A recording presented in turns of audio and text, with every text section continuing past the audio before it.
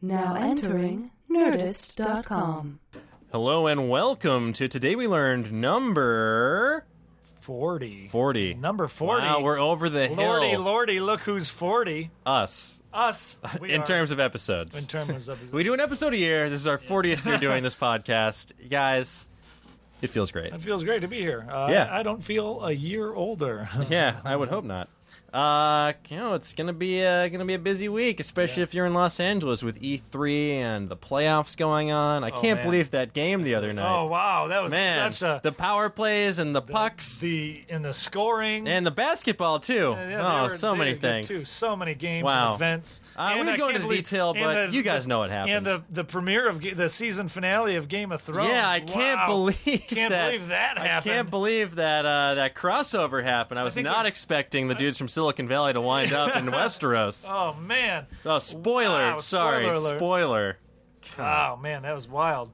But anyway, enough about that. More about this. Guys, we have a fantastic show for you today. It's a great episode. Yeah. Very fun. We really think you're going to like him. You've seen him in a number of things. Last I checked, his IMDb has 72 credits to his name, which is a lot of credits. You've seen him on Bones. You've seen him in Avatar. You've seen him on Grandma's Boy. You've seen him in the forthcoming drama Forever.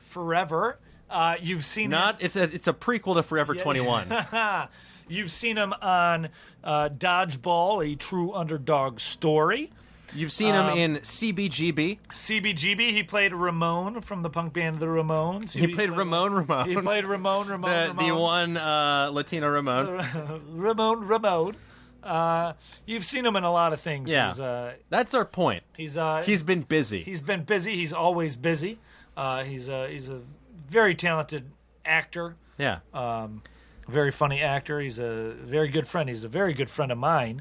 I've been trying to get him on the show for a while, but he's busy making awesome art. But we finally got him to sit down for an hour. Got him to sit down. And guys, I think you're gonna dig this one. You guys are in for a treat. Let's stop talking and then start talking to our guest. Absolutely. Without further ado. Today we learned. Here's Today We Learned number 40 with Joel David Moore. Today we learned. Gentlemen, let's broaden our minds.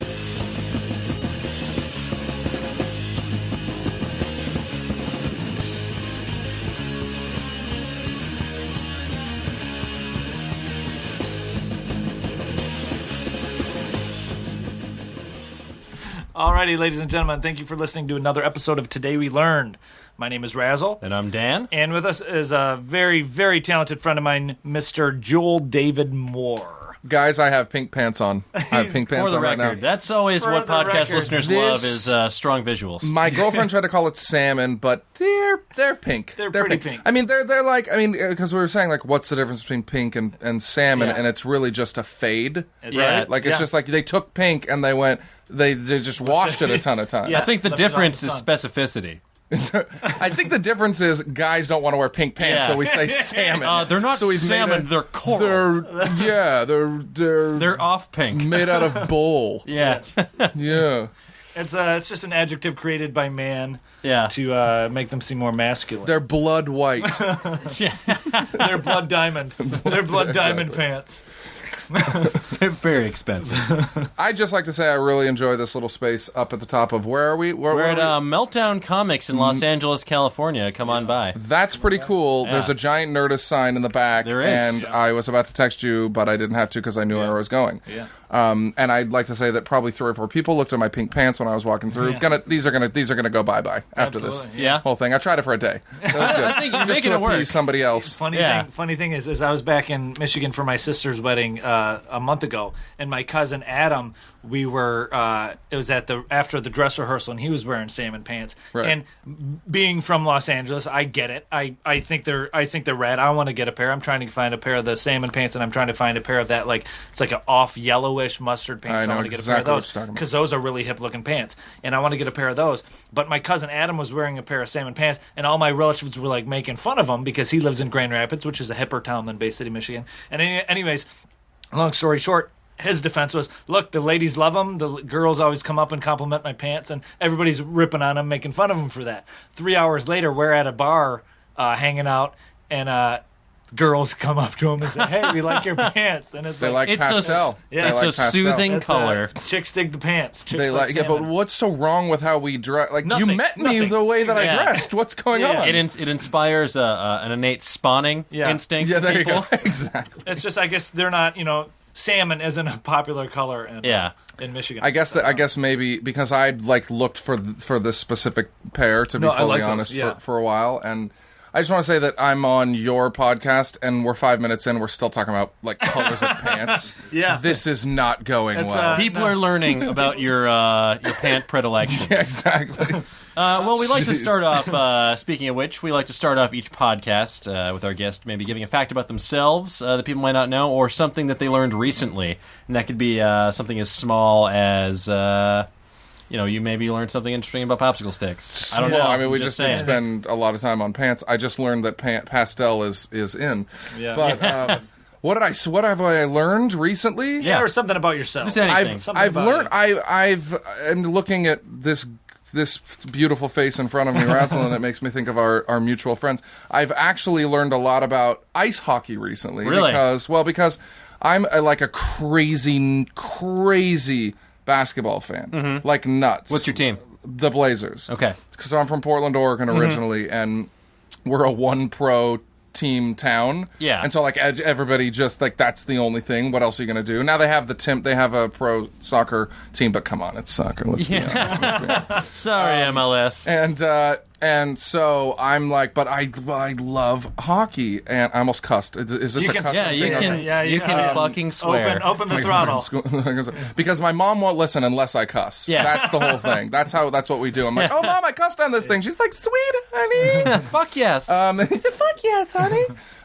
So yeah, no, nice but lady. I've learned and I don't like anything Los Angeles sports wise. I love LA. I live here. I love it. Yeah. But I hate all the teams, right? It's like And an old joke I have is I'm not a very huge sports fan, but I'm an even bigger not Lakers fan. yeah, no, man. I mean, the even older joke is I'm a fan of two teams: the Portland Trailblazers and anyone playing the Lakers. Yeah, yeah. So for me to jump ship a little bit and be an actual Kings fan was a big step in my life. Welcome to the wagon. But it is a wag. It's fully a wag, and especially now. What an asshole I am. I didn't take it the last couple of years when they, I took it the year that they've made this giant run as underdogs, and it's this epic adventure watching this whole thing go down. That's the asshole jumps on the wagon right then. Yeah, but you're not claiming to be a lifelong fan, and I think that's the difference. Well, no, and I don't know that anybody in Los Angeles is a lifelong fan of anything. When I go to when you go to a Portland Trailblazer game, you can't have a fucking conversation. Yeah. You can't Just do streams. anything. You are watching basketball. And you're watching and there's no service, so their phones don't work. Yeah. But when you come to LA, everybody's just having conversation. Yeah. It's like golf claps that are going on. Good hustle. Good way to go, Kobe. He's the best, isn't he? I can't believe My favorite beef. I saw him at That's what they just go straight into, how they know a Laker. I just talk about how I slept with Lakers. Yeah. Anyway, so so ice hockey is something that I've learned a lot about, and I actually really enjoy that. It's quite a more manly sport than other things, especially the 80s and 90s basketball was badass, and you could actually touch people. Yeah. And this is why no one is ever going to win an argument to say that Kobe is better than Jordan. Yeah. And even for that matter, LeBron, even though LeBron gets hit pretty hard and hits pretty hard, but Kobe's era of basketball did not. You can't touch anybody. You can't. You slide. You get a pinky on him and it's done. Jordan was taking major hits. He had to go up against the bad boys, those on Pistons. top of the fact that now, it's okay to travel. It's okay to It's okay to do anything. You can carry You the can do ball. anything. You can travel. You can do whatever. Flopping is a disease. Yeah. They're only starting to find right back now. when Maybe Larry they Bird and all that, you had every rule was there was so many rules. I feel like a lot of players just have vertigo nowadays, so they just tend to fall over. It's the word, the Ginobili effect. Yeah. I know that this is a Nerdist podcast and sports is probably not. But I will say, I love sports. Okay, good. I will say, Razzle is catching up on everything in life. Yeah. He literally is catching. I mean, look at the guy. He's got a 1972 Batman shirt on. I mean, this is unbelievable. Yeah. So But he's moved on from 66. but I love him. And but I will say that when you grew up watching like Clyde Drexler and Michael Jordan play, you know, as a Portland fan, there's nothing like that era, and it's hard to watch basketball now because you have such they're arguably more talented players as far as finesse because everybody's learned from Jordan. Oh, yeah. And then they move on from that. Still So the this best, though. the post Jordan era is arguably a more finessed, more we could say talented group of players. Yes. But they can't do anything. No. They can't do anything. So I'm hoping that all if you took Jordan in his prime versus any of the players now in their prime, Jordan would still smoke him. Yeah, I mean, because he'll be able to take context better than Oh, yeah. That's why I think like somewhere between what we have now in basketball and ice hockey is what we should let them do. Yeah. Like maybe not full on fights, but let's go back to like the 1977 Like a Portland street, Trailblazers when yeah. they won, and you know there were fights, there were brawls. Yeah, I mean, there were you I bump watched into this old people. clip. There were and all my Portland people who are listening Yeah. to this. Oh, there were 30 security guards that were ready because they were waiting for a fight between two of these guys. Oh, wow. And who was it? Was it Dr. J? he Is this was really good. live? Are we getting people? Somebody will answer this question, Yeah. but Yeah. or later whenever this Yeah. airs. Anyway, that was the generation there Yeah. when they can actually fight. Yeah. Well, speaking of Portland, I know you're from Portland, and I did some research about Portland, Oregon. Here's some fun facts about Portland. Portland is the 28th most populous city in the United States. Oh, that's not good. Portland is Oregon's most populous city and the third most populous city in the Pacific Northwest region after Seattle, Vancouver. It's the third, yeah. I'm reading these. It's the third most populous after Seattle, and Washington, and Vancouver, which Vancouver. are giant places. Giant Yeah. metropolitan But areas. I'm kind of upset that like Portland feels like a bigger city than the 28th Yeah. biggest city in. Well, it's a big country. Yeah. Yeah. It is. The climate is ideal for growing roses, apparently. That's why they call it Rose And, City. it's been for more than a century. Portland has been known as City of Roses. There you go. I read that and I just immediately thought of like the Mexican flower ladies at bars, like trying to sell roses. Roses, like I feel like those women can teleport because they look the same in everybody. They come from Portland. They come from Portland. The Roses do. And Portland. Portland is also home to the famous bands such as the Kingsmen and Paul Revere and the Raiders, the Dandy Warhols, and Everclear. The Kingsmen, Ooh, obviously. Everclear. The Kingsmen, Everclear. obviously popular for Louie Louie, and Paul Revere and the Raiders for that Cherokee Nation song. Yeah. Cherokee people. And Everclear popular for great spiky hair. And inspiring a grain alcohol. Yeah. Yes. Fun. Related, over 100 years ago, Portland was actually considered the most dangerous place in the country to go out for a drink. No way. Not because you might, it was the bars were dangerous, but because you could get knocked out and wake up shanghaied on a boat to another country. Yes, the Shanghai tunnels. Yes. I've always wanted to actually do a movie about this, and I have an email in my inbox. Somehow somebody got my email, and he sent me a script, and I've never opened it because I don't want to ever have to deal with copyright. Yeah. shit.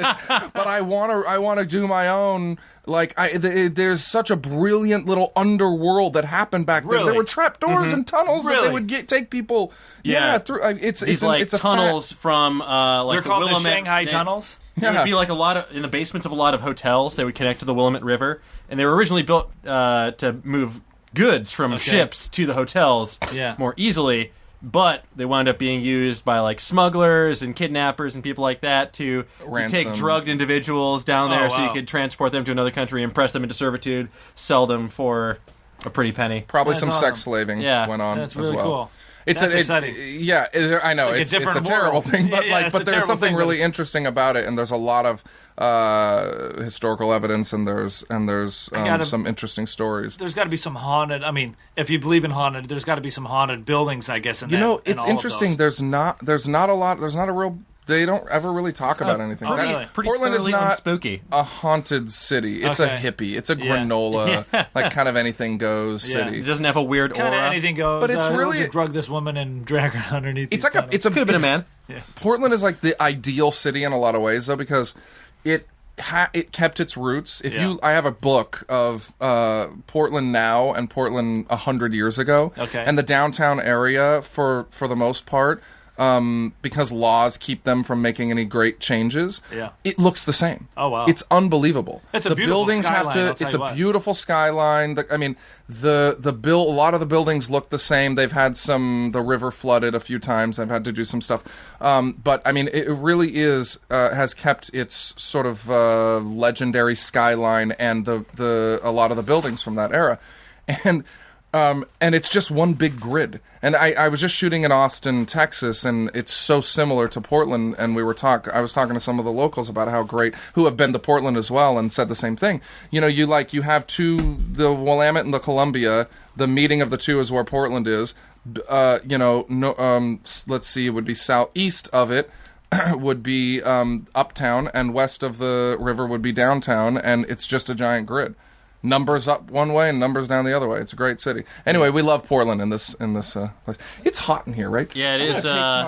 It gets warm. Take it off. It is It a does. warm podcasting. For those who cell. are following, I just got naked. Ooh. Yeah, the sun is out, so his guns are out. Holler. Here's something I learned. You got some nice sunglasses there. What kind of brand? These are okay. Speaking of Portland, so I found Schwood. Now you're definitely going to send me some pairs because I'm shouting you out right now. So these are called Schwoods. Schwoods. SHWOODS. Okay. And I literally I had posted something, and somebody saw my sunglasses and said that I needed a pair of Schwoods. And so I went and looked them up, and they're awesome. They're badass. very awesome. They're made out of wood. They kind of look like they're like 3D glasses. And they're handmade, and you can put I got my initials right there. They're handmade. They're handmade. And guess wow. where they're from? Portland, Oregon. These are really nice. And I didn't know it until I got a pair. So yeah, they're dope. Look at those. Wow, these are dope. Schwood. We're looking them up. We're gonna give right now. we're gonna give Schwood lots of shout outs from now on. Exactly, I know. I learned this the other day. I don't know. I was listening to I think it was like a David Lee Roth interview or something like that. But the sunglasses, anytime I see them, I always think of like a Mad Max or whatever. But they're the sunglasses that have like the leather flaps on the sides. Yeah. Those are called glacier goggles. Those are called glacier sunglasses. Makes sense. Because it'll like when the sun. It'll reflect off the glaciers or whatever, like if you're mountain climbing or whatever, and it's to protect your eyes from all angles of the sunlight. So anytime you see like sunglasses with like leather flaps on the side touching the temples, those are called glacier sunglasses. So I learned that. I thought that was fun to share. I kind of like those too. Yeah, they're really kind of... We should probably all get a pair. Yeah, I have a pair that wrap around my ears. I got that. Oh. I don't know where they're at. The old Somewhere- school kind. Yeah. Anyway, I like anybody who does. Listen, I like to support handmade, smaller businesses and boutique businesses, and this seems like a really cool idea. Yeah. I don't know if they're the first ones to come up with this concept, but it's really cool. Yeah, I like it. I like them. Here's a fun fact, completely random, something for you guys in the design world, I guess, or just in any type of world. We're fans of ears. We're fans of ears. Yeah. Dan knew where this was going. Here's a fact about Mickey Mouse's ears. This is really interesting, and it's one of those things is like once you see it or once you hear it, you can't unsee it type of thing. First off, here's a fun fact: Walt Disney didn't draw Mickey Mouse. So Who did? A gentleman by the name of UB Iwerks. Yeah. His Take last that. name was Iwerks? Yeah, I think it might be works. pronounced slightly differently. It's like Ub Iverks. Oh, got it. Ubiverks, yeah, something like that. Whatever. It's this is how you spell I it. don't know how to pronounce his name. It's UB is his first name. Yeah, he co-created Oswald the Lucky Rabbit and Mickey Mouse with Walt Disney. It sounds like it may be an Ashkenazi name there, and Disney being an outwardly anti-Semitic. Is this an issue? I'm not sure, but by the way, that's a fun fact too. Disney Walt Disney was huge, anti-Semitic, huge. However you say his name, Ubi Iwerks designed Mickey's body out of circles in order to make the character simple to animate. Disney employees John Hench and Mark Davis believed that this design was part of Mickey's success. It made him more dynamic and appealing to audiences. Mickey's circular design is most noticeable in his ears, which in traditional animation always appear circular no matter which way Mickey faces. So no matter what, even in some of the three-dimensional, the CG Mickey Mouse, his ears will always be round. They'll always be, regardless of, where his face is, yeah. Regardless of where his face is, his ears are always going to be completely round, even if it doesn't make sense. Well, that doesn't make sense, and I refuse to watch those old ones. Yeah. Then. So that's a fun fact. Anytime you see a Mickey Mouse cartoon, his ears are going to be round. It's like they're almost like it's a mohawk on his face. It's always going to be round. So that's but not the new ones. Not if you saw Mickey these days. I don't know. I feel like we would have noticed that, right?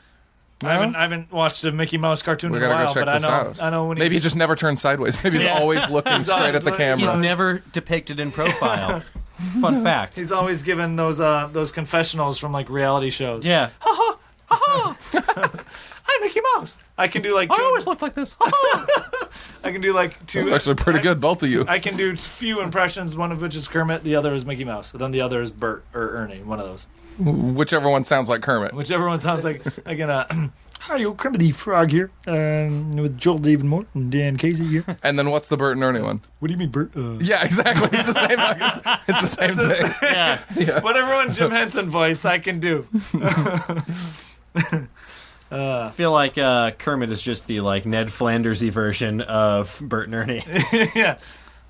Can you do any impressions? I mean, I could. I don't know. I'm so afraid to try this on. Right, exactly. That's what I everyone can likes. do just Kermit the committing Frog and as well. failing. Yeah, Kermit the Frog is kind of. Everybody kind of can do a version of that, right? Yeah. Yeah, someday we'll find it. The Rainbow Connection. Yeah, there you go. Nice. Which is like all. Which is kind of Ernie. Is it Bert or Ernie? I don't know. It's Ernie. Ernie. It's Ernie. What do you mean, yeah. Bert?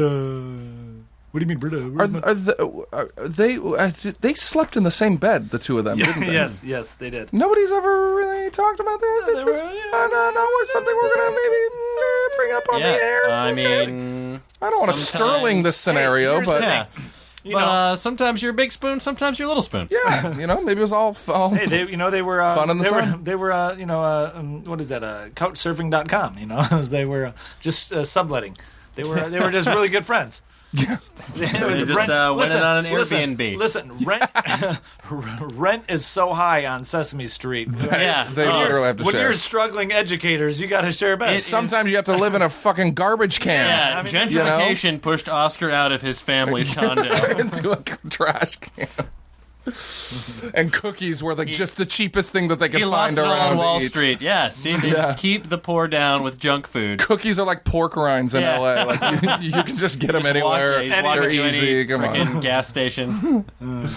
That's funny. And other Sesame Street jokes that we're too old to remember now. yeah. Here's something I learned maybe a few years ago, but Snuffleupagus was only seen by Big Bird. Yeah. I did not know that. Yeah, it was wait, a what? delusional hallucination by Big Snuffleupagus Bird. was Big Bird's imaginary friend that only Big Bird could see.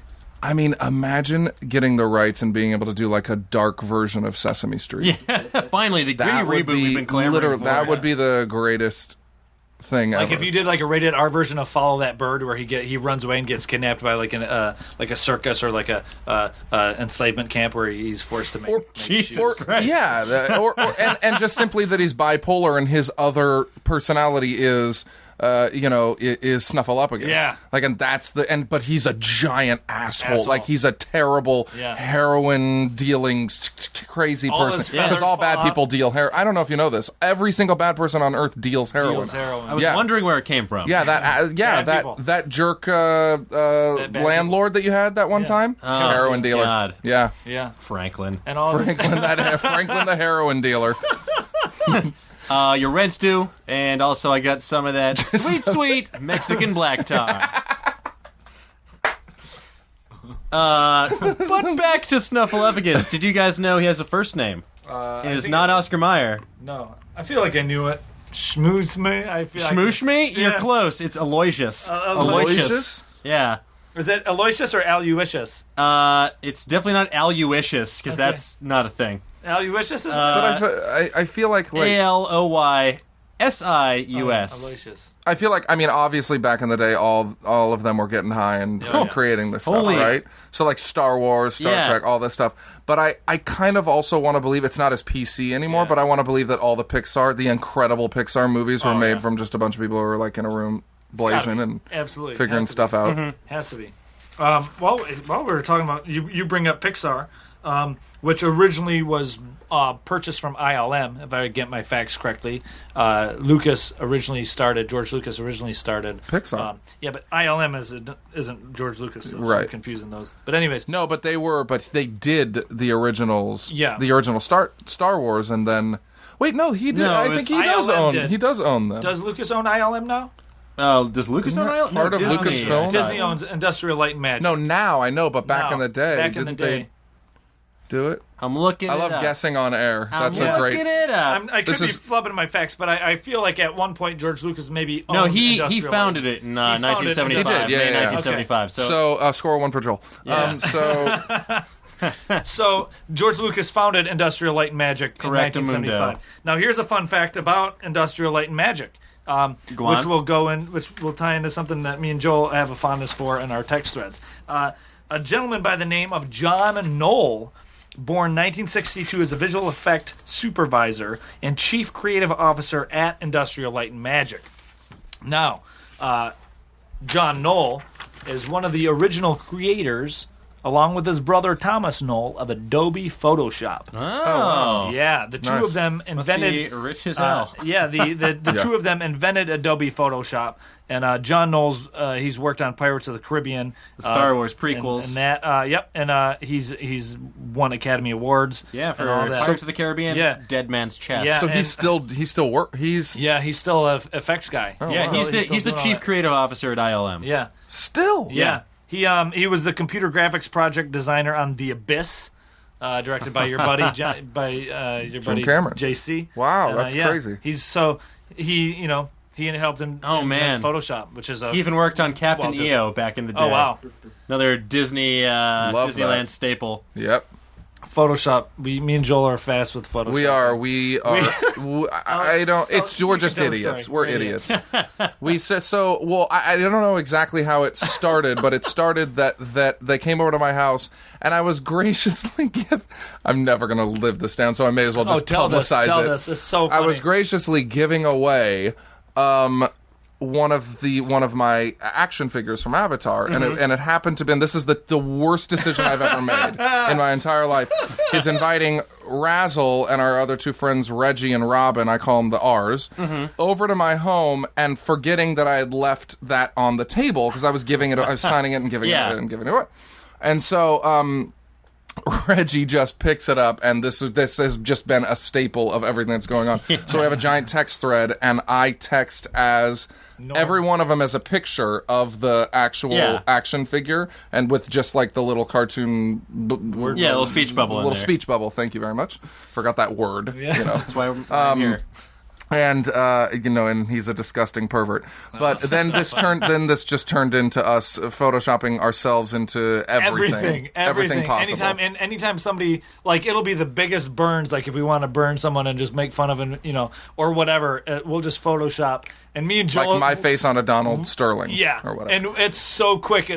Where like somebody will make a comment, and then like 2 minutes later, Joel or I will have like a joke photo to go. And I kind of want to say they're pretty good. They're not just a box No. that's put on a. They're like we got these. good. We got this down. My thumb. Using the my thumb dodge is tool, the burn tool. Exactly. The clone stamp. You mesh the two into each other. Yeah. You're rasterizing layers. I use what's that app that I use? Juxtaposer. Juxtaposer. That's what I use too. Shout out to Juxtapose. Yep. Shout out to Juxtapose, Yeah. because that's the one that we both use. Yeah. It does the Goddamn, the it's a job. good app.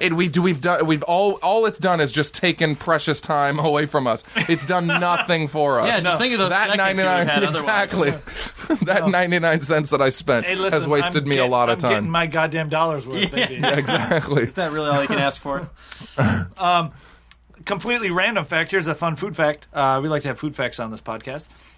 Do you like candy bars, Joel? Joel, do you like? I'm not a big sweets fan big sweets at all. I've never been, and I think I don't know what happens. Usually, like if you don't get them when you're young, Yeah. you love them when you're an adult. But I never. My parents didn't ever have candy around. Really, I mean, it wasn't a big thing. Yeah. It wasn't like Nazis, but it was. They just didn't have. They were kind of on the healthy side. Yeah. Although when you go and look at, it's funny to look back at what was healthy back then. Yeah. Yeah. Because it's like we were eating cereal that is just full of sugar. Full of sugar. Yeah. But that milk does a body good. Vitamin Pass D. it on. Yeah. Anyways, here's a couple of... I'm a huge fan of the Snickers bar, and I thought I'd look up... Great bar. I'd look up Great some, bar. I'd look up some fun facts about the Snickers Shout out to Snickers. They need the help. bar. Product placement by Snickers? No. This is a Michael Bay film. This episode brought to you by Snickers. It's candy. And it also was recorded in 1922. Snickers, push Jerry back. Snickers bar is a brand name chocolate bar made by Mars Incorporated. It consists of nougat topped with caramel and peanuts enrobed in milk chocolate. Enrobed in milk chocolate. That's the Wikipedia description. Enrobed. Lovingly caressed by a milk chocolate blanket. Enrobed. Festooned. I'd prefer to call it encased in milk chocolate. Yeah, like in a little chocolatey chocolate sarcophagus. carbon. Yeah. Snickers. Here's interesting. Snickers has an annual global sales of $2 billion. $2 bill? $2 billion. God. Now, for That's those enough of to you, buy the Clippers. Yeah, yeah. For those of listeners in the UK, in the United Kingdom, the Isle of Man, and Ireland, Snickers was sold under the brand name Marathon up until 1990. So if you're older and you remember the Marathon chocolate bars, those actually are what Snickers are. Oh, nice. In 1990, so they were sold there. And in 1930, Mars introduced Snickers.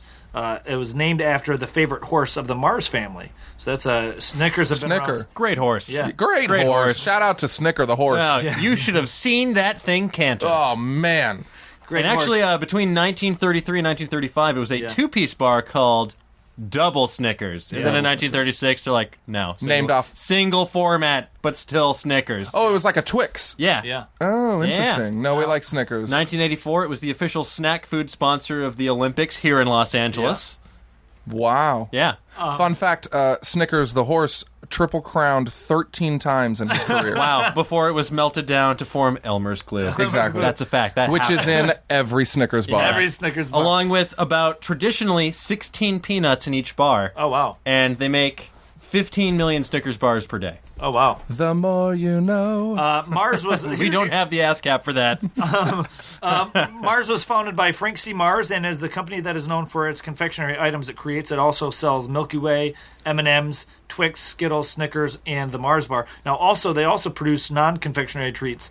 Now, Joel, I know you have a dog. What do you feed your dog? What Snickers, mostly. I'm just trying to kill him as soon as possible. What, He's allergic to peanuts. Not like the inside stuff. Not like the peanuts and stuff. Just that the wrappers? outside. Just the wrapper and the chocolate. Just the enrobed chocolate. Yeah. Well, do you have a particular food brand you I do. I don't. It's one of those hippie, healthy ones. okay. It's like an unnatural Okay. one. Because the Mars Corporation also sells pet foods such as Whiskas and Pedigree. They also own those companies. Oh wow! Yeah, really? Yeah. It's What a big. weird. What a weird transition. Yeah. Yeah, they also sell Uncle Ben's ice cream. Ice cream. Uncle Ben's mini rice. bowls. Uncle Ben's rice. Uncle Ben's rice. Not rice ice cream. Rice cream. Yeah. I mean, that's kind of a weird that's a Weird company, weird yeah. conglomerate Yeah. of things that they own and sell. Yeah. Yeah, I hope they never mix up the shipments. No. Yeah, no doubt. Yeah.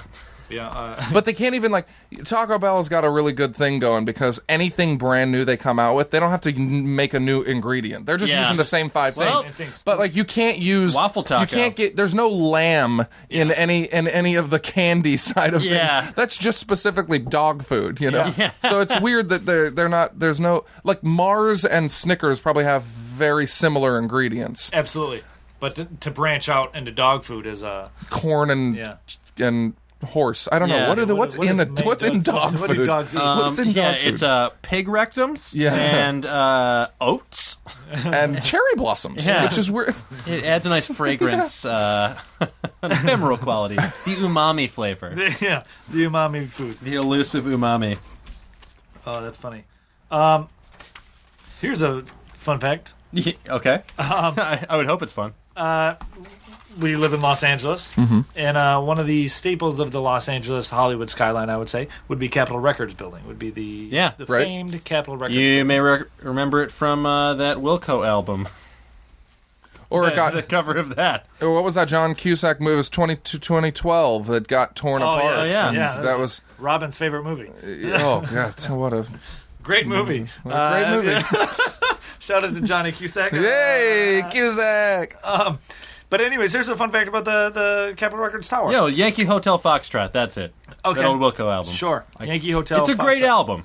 Is that are those the Army codes? I wonder. Hotel Foxtrot. Yankee Why- Hotel Foxtrot. I don't know about Yankee, but Hotel and Foxtrot are both military codes. military I would assume codes. Yankee is as well. Usually don't get that far. Yeah, fun. Anyways, the blinking light atop the Capitol Records Tower spells out the word Hollywood in Morse code, and it has great done code. so. It has done so since the building's opening in 1956.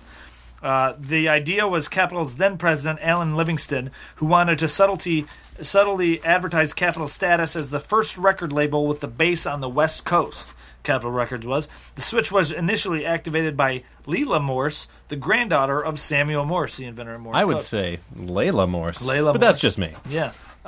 In 1992, the light was changed to read Capital 50 in honor of the label's 50th anniversary. It has since returned to the spelling of Hollywood in Morse code. And the first album recorded in the tower was Frank Sinatra Conducts Tone Poems of Color. Great album. Does it say when Capitol Records when the building was built? It was It opened in 1956. It opened. I'm wondering when it yeah. was built, and because did it exist before it was Capitol Records? Because whenever that Morse code went up, I wonder if the Hollywood sign was torn down at one point. Yeah. I wonder if the Hollywood sign and it used to be Hollywood Land. Yeah. And then it was, I think it was gone for a while, and then back up. And they built that. I wonder if Capitol Records kept that Morse going for that. Yeah, that's for the amazing. soul of the city. Soul. I mean, it was. When was it? It was taken down. It had to have been taken down in the 40s or 50s at some point, right? Probably from the communists. Yeah. Oh wait. The red, Thanks, Obama. Yeah, the Obamacare And took his it down. time machine. He has a time machine, and he infiltrated the Hollywood sign in the 19. Yeah, it doesn't say when it started, but it sounds like maybe 1955, because they lifted height restrictions on building in 1956, so they're able to build a little bit taller. Ah. Yeah. But at the time when the Capitol Records building was built, that was as tall as any building could be in Hollywood. So, I mean, I don't know if this is. I don't know if everybody that's listening has been to Hollywood and seen it, but Capitol Records is actually a very strange-looking building in comparison to the Hollywood skyline, if there is one. Yeah. But it's round, and so it looks like one of those, or like an organ. It looks Yes, kind of like a round. circular Yeah, it organ. looks like a cylindrical parking garage. It looks almost. completely different than anything else around. Correct, and it's got curved awnings that give it the appearance as though it's like a stack of records on like a There turntable. we go. That's why it Much looks like Capitol that. Records, yeah. You learn something new every Learn day. something new every day. Especially here on Today We Learned. Dude, I wish we had a chime. So anytime anytime someone says we learned something, it's Obviously I've never done this show before, and Razzle's a good friend of mine, and I'm just gonna fill the listeners in Yes. on what I have in front of me. It's just pages of random facts. So like just in case you thought like this is all that they do. They bring people in, they sit them down, and they start talking, and then pepper in some random facts. This is kind of a good idea for a show here. we try to keep it well versed so that way anytime if there's a segue anywhere, so there's a food fact, there's a word fact, there's a building fact, so anytime we bring something up we can kind of speaking of this, speaking of Joel, you're in movies, Schindler List was a movie, here's the thing, Here's a movie. here's a fun fact about a gentleman most people don't know about, but he's kind of like a Schindler. His name was Sir Nicholas George Winton. Born Nicholas Wertheim, May 19th, 1909. He is a British humanitarian who organized the rescue of 669 mostly Jewish children from German-occupied Czechoslovakia. They're mostly Jewish. They're mostly Jew. Mostly Jewish. They're Jew-ish. Are you entirely Jewish? Mostly. I'm, that's where the term came Yeah. from. Are you a Jew? Ish. He rescued 669 children from German-occupied Czechoslovakia on the eve of the Second World War. In an operation later known as the Czech Kindertransport, Winton found homes for the children and arranged for their safe passage to Britain. The UK press has dubbed him the British Schindler. Now, on May 19th of this year, he turned 105. That dude is still alive. No, he's not. Yes, he's still alive. Holler. Yeah. That's one badass One dude. fucking badass dude. 669 Rich motherfucker. mostly Jewish Yeah. children. A rich motherfucker is like, oh, I'm going to save a bunch of people's lives and then live to be probably... 105. Then live forever. He's probably outliving most of the people he saved. He's going to live to be Yeah, he's 669. like, I'm going to save you guys and I'm going to live longer than you. Yeah. Sir Nicholas George Winton. If you have a minute, read up on him on Wikipedia. He's got Well, an interesting story. God's like, I'm going to give you 110. If you would have got to 700, I would have given you like 120 years on this earth. You were okay, but they were mostly Jewish. There were, yeah. It's okay. I've been on Birthright.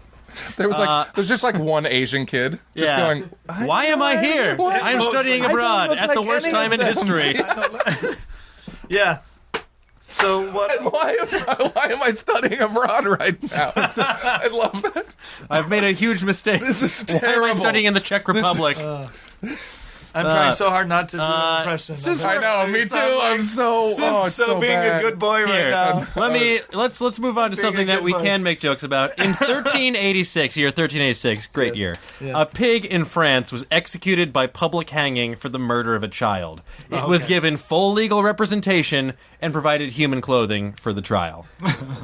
What? That's actually a really interesting fact that they would give two shits about a pig in the 1300s. Wasn't that the Dark It was Ages? probably like- I'm probably wrong about that. It was probably like the Babe of that era. It was like, So they're like, oh, this is a really like popular, good-natured pig. and it had to here's walk the deal. around a while, I mean, like being called they- kid killer Yeah. while it was on trial. Exactly. There was a Was there a bail? Could it be free? Did they tell it you can't go without outside of the city limits? And Is that Did it whole get a thing? last meal of slop? And the only reason they It found got a out last meal of another child. Executing a pig by public hanging. That is that's hardcore. well, and the only reason they found out about it was because a spider kept sewing words into the web about how much And Charlotte, we know you a snitch. You snitch. Charlotte, goddamn charlatans. That's actually really. I want to know more about this pig. That's Was there a name for the pig? Babe, Babe Slayer. Babe Slayer, Kid That'll Killer. do, pig. That thing walked around and everybody just was like, spitting on him and Yeah. throwing rocks and everything. And he's like, "What I do?" Hanging his They head. called him the French anti-Schindler. Then that pig worked at that German camp, and that's why he didn't save 670 kids. Yeah, he ate one. Also, he died ate about one. 300 plus years earlier. Yeah, 1,300. 700. I love how it was. So 800. it took place in what year? 1386. The fact that fact remains written down, like in the 1300s, people are writing down how many kids are murdered. say by that, pigs. Judge. Should I write down this court record? Do we want people to know what we did? Throughout the lands, this This pig seems- killed a child. Gonna be honest, I'm illiterate, but this seems pretty weird. That's my impression of a Frenchman in the 1300s. 1300s. Here's a speaking of old timey and old 1300s. I guess you could. This is a huge stretch of a segue. You could say there were gypsies in the 1300s, right? You can say the word Not in gypsies polite now. company. You can say there were. It just depends on how you're using Yeah, it. you prefer. It depends. Yeah, you can call a gypsy cab if it's an unlicensed cab. Otherwise, well, technically they Oh, prefer. is they gypsy an prefer. offensive word now too? Yeah, well, they prefer the Roma No, people cab. gypped is Gypped is. that comes from Like his gypsy. gypsies Like they gypped traditionally you. had a They gypped you, reputation yeah. for ripping people off. I remember I went with my family on vacation to Rome back when I was about to go into high school, and I distinctly remember our tour guide warning us: you'll encounter gypsies on the street, and they will try to throw a suitcase at you, or you throw a baby at you, so you drop your suitcase. Then they run away with your luggage. Is that a real baby or is that a fake I think baby? so. I think it's a real baby. What do they care? Kids are a renewable resource. You can always make more. This is actually the best fact fact. of the day Yes. right here. Kids are. I just solved the energy crisis. Yeah. Kids. kids. God Yeah. damn it. That's interesting. That's very scary. Gypsies are very scary. They are not very scary. Then why are they always cursing people in movies? Yeah, they are. Up in a belt house. Actually, it's Hollywood that's doing gypsies wrong. Yeah. It's not the term gyp. Hey, it's some people just want to watch the world burn, Mr. Wayne. Yeah. I understand. Poor gypsies. What are gypsies, by the way? Hold on? Can we not move on for a second? I want to know. Yeah. I want to know what gypsies are. So they're not a cult. They're not a race. No. They're not. Well, Gypsy. It's funny. It's funny you bring that up because we have some facts for you. It's a shortened term for Egyptian. That's where it came from originally. Yes. Oh. It originated from the Middle English word Egyptian, short for Egyptian, which was ultimately derived via Middle French and Latin from the Greek. Unpronounceable. Egyptio, something in that. I can't read this. There's a pi symbol in there in this little sheet. Just for the record, there is a fucking pi symbol. There's 2 pi symbols, right? Yeah. No, one, yeah. So they're Egyptian. Yeah. Or they're traditionally that's where the word Egyptian. originated Traditionally, the word gypsy derives from the word Egyptian. Yeah, yes. according to the Oxford English Dictionary, great dictionary, they're a member of a wandering race by themselves called the Romani, of Indian origin, which first appeared in England at the beginning of the 16th century. So, you hear the Roma people, that's short for Romani. So they were sort of a wandering, nomadic people. They're that made their way from Egypt at some point. Yes, they originated in Egypt. That's where they're believed to have originated. And in one narrative, they were exiled as punishment for allegedly harboring the infant Jesus. That's why they had to walk around and be a nomadic people, because they were kicked out of their homeland for babysitting Christ. Jesus? Yeah. Wait, in one. Quoi? Yeah. I did not get this in a Bible study. Yeah. I didn't get this is advanced Bible study. And because many Romanis living in France they came from Bohemia, they were referred to as Bohemians. This term would later be adapted by the French to refer to a particular artistic and impoverished lifestyle of an individual known as Bohemianism. Now they're known as Silver Lakean. Oh, I was just going to say that. You were just louder. Poor Silver Lake. Poor Silver Lake and Los Feliz. Great Lake. And Echo Park. Yeah. And keep going east. Soon to be Boyle Heights, and then soon to be Eagle Rock and Atwater Village, Highland Park. Eagle Rock's coming out. Eagle Rock and Highland Park. Hot new locales. Yes. Gentrify them while you still can. Exactly. Come on, white people. Yeah. Get in there. Yeah, rub your culture on everything. Rub it all around and get those not white people out. Are they not selling $16 cocktails? You can fix it. Does anybody need suspenders? I got a truckload. It's so true. Twirly mustaches, absolutely. But seriously, you simply have to try this Thai fusion place. Oh, we're terrible people. We're terrible people as a race. We are just bad. Gentrification. There was and I remember that was going on in my brother works, he worked in Mexico for a long time, and he worked with gentrifying scenarios, but they were it was like the good version. Okay. It was like where you take an apartment building and you mix a bunch of different races. And I think along the line somewhere, not with what my brother was working with, but along the line, gentrification just meant white people are just going to kind of move in, and then you're just going to kind of deal with it for a little bit. So that's where it went wrong, and that's our history, and that is America. Obamacare. But seriously, thanks, Obama. But thanks. Thank you, Obamacare. So what else? You got something else? No, I got something. Yeah. Here's it. I love that. Egypt, just whatever happens. Now we're going to just talk about another fact. Yeah, they're just riding a gyroscopic scooter onto the next absolutely. topic. Here's a Joel. I know you're a smoker. That's not. I'm not anymore. Not anymore. Yay! Good for you. Really? How long has this been? 2 days? 3 months. Yeah. 2 months. 2 days. 2 days. Before we make this segue, here's a segue fact. Absolutely. A Segway is faster than a squirrel with a top speed of 12.5 miles per hour. Squirrels can only run about 12, or a domestic pig, which can only run about 11. But I will say that if you ever try to hit a squirrel with a Segway, you'd never win. Because their torque, their efficiency from 0 to 10 is a lot faster probably than a Segway is of from course, 0 to yeah. 10. Yeah, the pickup, the acceleration on a Segway leaves a lot to be desired. It really does. Yeah, unless you supercharge that fucker, get it up to 15. Have you ever? I've never been on one. You've never been No, on one? Do you say "ra"? Have you ever ridden? Have you I've ever? never You never Segwoed. You've never have you never segwoed? I've never been on a Segway. They're quite fascinating. Yeah. Yeah, they are. I mean, they seem like. In theory, it's a cool idea. It's a cool concept, but it's very. It's cool. And then like in downtown, just because I was just there in downtown Austin, they have these like they're all of a sudden you'll just turn and you'll see 30 people on Segways that are taking a tour of the city or whatever, and you got a guy that's telling them. It's kind of a good idea for all of that. But Segways are. The only time that I've ever been on a Segway is that scene from Grandma's Boy, where he's just riding the Segway around. And this is how this happened. I showed up, and they were like, "So, you're going to ride that around and say weird things." And there's actually a clip. You can find a clip on YouTube if you Google, like, JP Grandma's Boy outtakes. You can see my full Segway ride. Yeah. And it's a little sort of like a little Easter egg fun. Well, it's on YouTube, so it's not that much of an Easter. Yeah. But it's a ridiculous little 5 minute, and it's way too long. Yeah. Like we shot that one scene forever. Yeah, you got to get your coverage. You do have to get your coverage. Back to cigarettes. I'm glad you quit. I'm glad you quit. Very congratulations. But anyways, that's what this Nicorette is. Okay, in my mouth. Good for you. Here's a fun fact about cellulose acetate. It's an acid. You were wondering, I'm sure. Just out of nowhere. Science term. Here we go. The acetate ester of cellulose.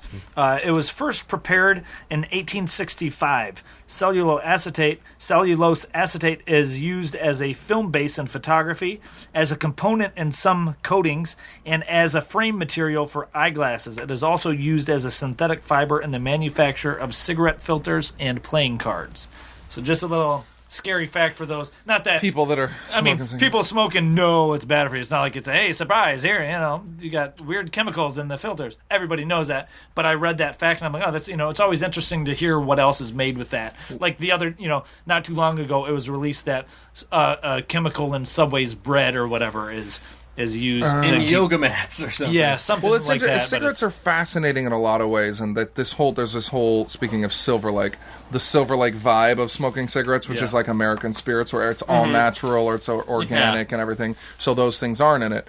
But the fascinating thing about cigarettes is, as if the nicotine wasn't addictive enough, they add something like 60 other chemicals to your traditional your Marlboros or your Camels or whatever, to get you even more addicted. So when you're having to get off of it, a lot of people end up going to smoke an American Spirit so that they're unaddicting themselves. Yeah. That is a term. It's like unaddicting themselves from the 60 extra chemicals. It's like a weaning process. They wean themselves off of all of that.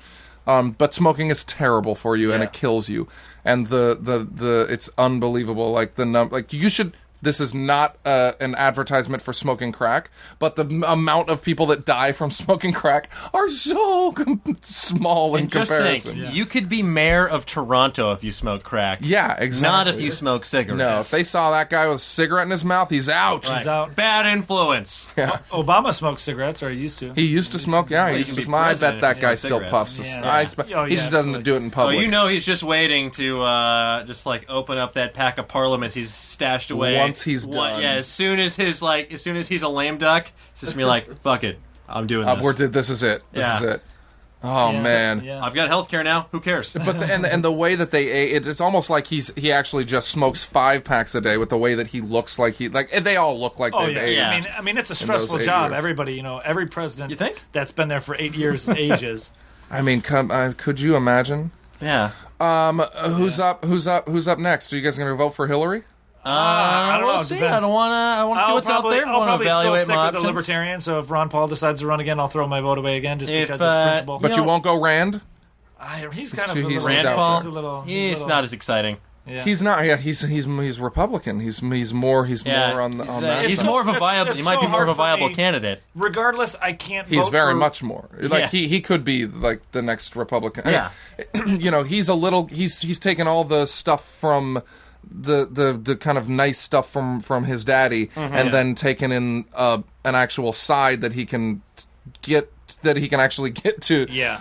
Getting to the White House, because a libertarian is not going to get to the White House. The two-party system upsets me so much. It's hard for me to vote for any one of the two parties. Well, you just like parties. Yeah, I love the Pants Party.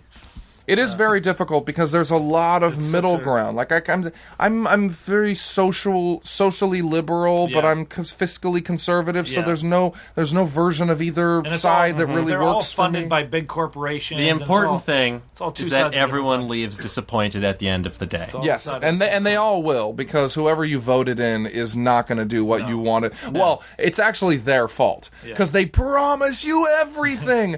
Wouldn't it be great if they were like, I'm probably not going to get a ton done, but here's what I'm going to focus on. Here's my wish list. Yeah, here's like the 5 things that I'm going to try promises. to do. Yeah. All this other stuff. I reserve the right of take-backsies. If Obama just came out and he's like, Gitmo's probably going to stay open. Yeah.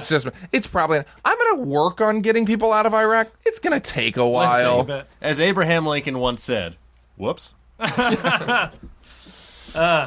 And on a whoops note, yes, we're approaching our time here.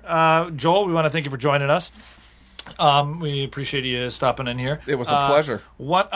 Sell yourself here. Now, I know you got a lot of projects coming up. You were just filming a movie in Austin. You're going to New York to film a show for ABC. I am. You got a feature you're directing coming up. Sell yourself. Sell everything. Promote anything you want. I mean, we'll obviously have you back on again, once the show's closer to air. But sell whatever you got. Yeah, well, I mean, I just got finished with a movie called Divine Access with Billy Burke and Sarah Shahi and Patrick Warburton, an incredible cast, Gary Cole, and we had a fun time because Austin is amazing and the script was wonderful. So that'll be out next year. I directed a feature called Killing Winston Jones with Richard Dreyfuss and Danny Glover. Wow. We gotta get Richard Dreyfuss on here. And Danny Masterson. Richard Dreyfuss. John Heater, Napoleon Dynamite's John Heater. And that'll be out next year as well. Awesome. And I'm moving to New York to start ABC's Forever. It's an hour drama. Nice. Sort of I would like to say a wonderful mix of procedural and supernatural. Yeah, sounds really cool. And so look out for that. That's on ABC. And it's going to be fantabulous. That starts airing in the fall, right? It's a fall show. And go watch it so that we can get picked up for many more seasons. Yeah, or don't, so he can't live in New York. They want me back in LA. We want but then you get to visit New York. No, so here's it's the deal. Fun. I will be visiting you. I mean, come. You're there for what, 5 months? And then if we get picked up for a back 9, then you I'll probably be out there in August. I'll come out sometime in August or something. I'll be there for the majority of the year. And then I just signed on to a darling I would say dramedy. I hate that term. But it's based on a true story. It's called Youth in Oregon. And it's based on a true story about a guy who was in his 80s and he had to have a procedure and decided not to because it was his second time of doing it. And he tells his family, I want to die. And I was born and raised in Oregon, so I'm going to go take a car back to Oregon and legally get euthanized, which is from the whole Kevorkian thing. If you guys remember that, legal? Versions of it. And Dr. Kevorkian. Yes. So and that was actually close to my heart because it was in Oregon, and when I was a kid, I was my parents were voting on these things, and that was all going on. So it's a beautiful story, and it becomes a little bit of a journey about a family trying to, taking him on a road trip and trying to show him the better parts of life in hopes that he wants to live the rest of his days out. And it's a pretty epic ending, so we're excited about it. Sounds like you get a nice packed little dance card there. Yeah. There will be very little off time. Yeah, but I'm okay with that. And where can people find you on the World Wide Web? On Twitter. I don't really have a website. I'm on Twitter at Joel David Moore. I'm on Instagram at Joel David Moore, and that's it. Yeah. I had Facebook some years ago, and I haven't touched it for a while because it just became my mom's thing. Yeah. And then once Mom was on, I was like, that's. I want to keep my youth a little bit. Exactly. Yeah, exactly. So, cool. Facebook is such a mom's thing. Yeah, it is. My mom's on Snapchat. No. No. Rock and roll. Sounds good. Well, as usual, you can follow me on Twitter at my name is Razzle and the number 2. On Instagram at my name is Razzle. You can follow Dan at OsteoFerocious. You can follow the podcast on Twitter, TWL Podcast. You can like it on Facebook. Today We Learned with Brazel and Dan. Shoot us an email, twlpodcast@gmail.com. Anything else, Dan? No, I think you covered all the Awesome. bases. Wonderful. I have pink pants on. In case you forgot. Or if you're just tuning in now at the very end. Spoiler alert. We want to thank everybody for listening as usual. Thanks for your support. I want to thank Joel for stopping by. Yeah. Thanks for Joel's stopping in, and it was a very fun episode. And I guess, as always... Clam, you dig it? Yes, we clam. Thanks, guys. Now leaving Nerdist.com.